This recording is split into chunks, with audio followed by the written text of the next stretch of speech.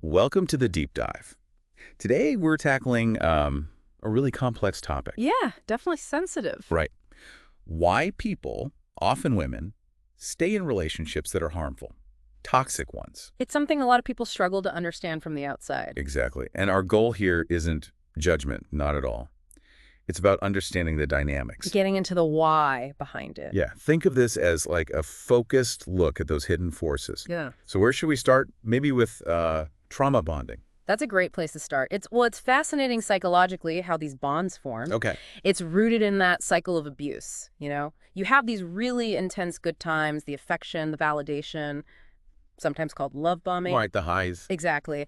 But then they're followed by the lows, the manipulation, the criticism, maybe neglect. Is this back and forth? Yeah, and that pattern, that intermittent reinforcement, it's incredibly powerful. It creates this really strong emotional hook, almost addictive.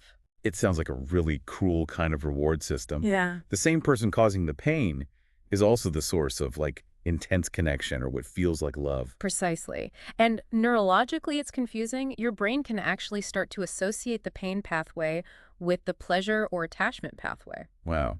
Okay. So it's not just a conscious, I choose to stay. It's deeper. Much deeper. It's almost wired in because of that volatility. Makes it incredibly hard to break free. And I guess some personality types might be more susceptible, like maybe very empathetic people. That's a really important point. Yeah. Yes, someone who is naturally nurturing or feels a strong need to care for others, they might get caught in believing they can fix the person. Ah, right. They see the good underneath or remember the good times. And they hold on to that hope that the kindness will win out, that they can heal their partner. It feeds into staying, even when harm is happening repeatedly. That hope sounds like it becomes part of the trap itself. It absolutely can. And while that hope is understandable, it can really prolong the suffering if the partner isn't genuinely changing. Okay, so we have trauma bonding. What else keeps people stuck? You mentioned criticism, neglect. That must impact self-esteem, right? Hugely. This is another major factor. Think about constant criticism or gaslighting. Gaslighting, where your reality is denied, basically. Yeah, exactly. Being told you're crazy, that didn't happen, you're too sensitive. Over time, that just erodes your self-worth. I can see how that would make leaving feel impossible. It does, because you start to internalize it. You might begin to believe you're worthless, that you don't deserve better treatment. Or that maybe no one else would want you. Exactly that. The abuser often reinforces this idea, you're lucky I put up with you, nobody else would love you. Ugh, that's awful. Yeah. And does this tie into losing your sense of self, too? Definitely. The relationship can become all-consuming. It sort of takes over your identity. How so? Well, people often give up hobbies, they drift away from friends, sometimes even family, because the relationship demands all their energy, or the partner isolates them. So their whole world shrinks down to just this relationship. Pretty much. So the idea of leaving isn't just losing the partner. It feels like losing your entire identity, everything you have left. It's terrifying. That puts a whole different perspective on it. Yeah. It's not just about ending a romance. Not at all. And then you layer on the practical fears, real concrete stuff. Okay, like what? Beyond just, fear of being lonely? Well, fear of being alone is part of it, sure, but also fear of the partner's reaction, retaliation. Safety is a huge concern. Especially if there's been physical violence or even just threats. Absolutely. And concerns about children, if they're involved, what happens to them, will they be safe? Custody battles are a massive deterrent. Right, and what about practical things like money? That's another huge barrier, financial dependence. If one partner controls all the money or has sabotaged the other's ability to work, leaving can feel financially impossible. So even if you want to leave, you might feel literally trapped. Yes. Where would you go?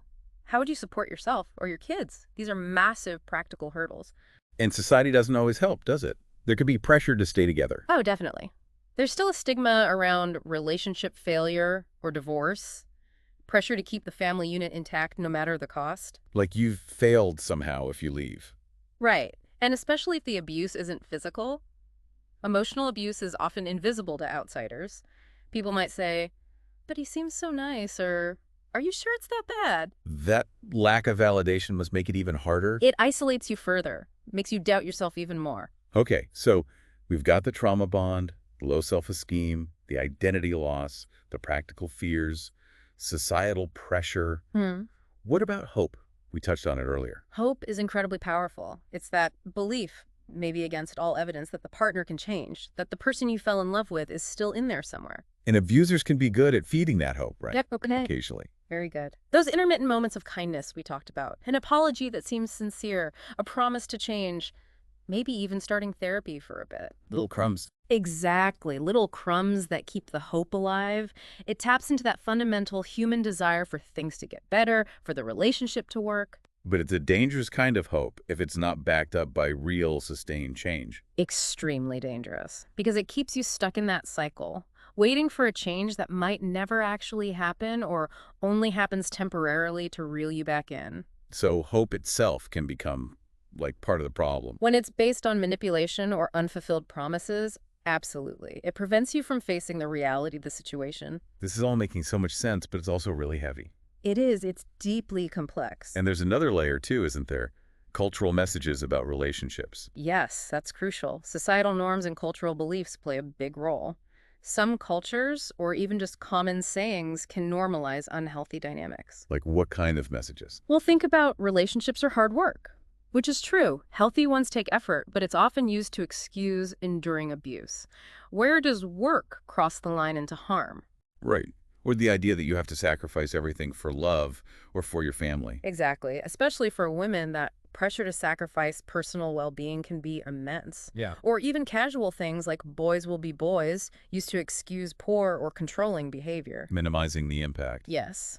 And then there's the whole ride or die mentality, the idea that you stick by your partner no matter what, that quitting is failure. So leaving, even when it's the healthiest, bravest thing to do. Can feel like you're breaking some kind of code, like you're failing, rather than saving yourself. Wow.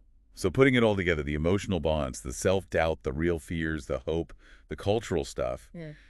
it paints a really clear picture of why leaving is so incredibly difficult. It's not simple. It's a tangled web. So for anyone listening who's maybe wondered, why don't they just leave?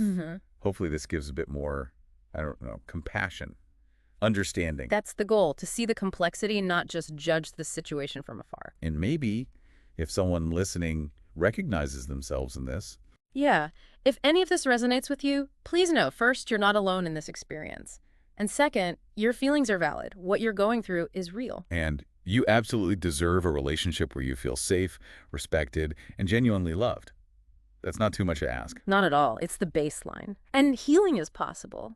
Getting support can make a world of difference. When you feel ready, of course. There are resources out there. There are. We looked into this, and the National Domestic Violence Hotline is a key one. The number is 800-799-7233. Okay, 800-799-7233. Or you can text START, just the word START, to 88788. Text START to 88788. Got it. And there are also specific resources online if you search for trauma bond recovery, plus directories to find therapists or support groups in your area. Okay. And a book recommendation that often comes up is Women Who Love Too Much by Robin Norwood. Might be a helpful starting point for some. Women Who Love Too Much. Good recommendation. So lots of avenues for support. Definitely. Reaching out is a sign of strength. Absolutely. Remember, sometimes the strongest thing you can do isn't enduring more pain, but choosing your own safety and well-being. Yeah. Be kind to yourself. Please. That's maybe the most important takeaway. Be kind to yourselves. Well said.